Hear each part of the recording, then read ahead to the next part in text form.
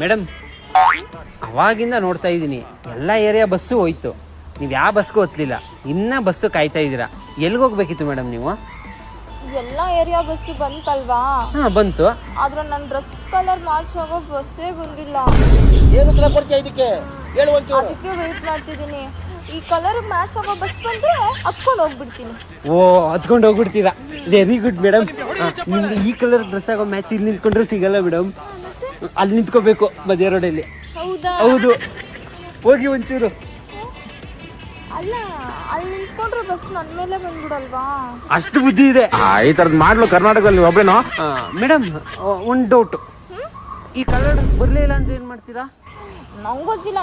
ಈ colour dress ಬರೋವರೆಗೂ ನಾನು ಇಲ್ಲೇ ನಿಂತ್ಕೊಂಡಿರ್ತೀನಿ, ಹೋಗೋದೇ ಇಲ್ಲ. ಇಲ್ಲೇ ನಿಂತ್ಕೊಂಡಿರ್ತೀರಾ? ಒಳ್ಳೆ ಕೆಲಸ ಮೇಡಮ್, ಇಲ್ಲೇ ನಿಂತೀರಿ.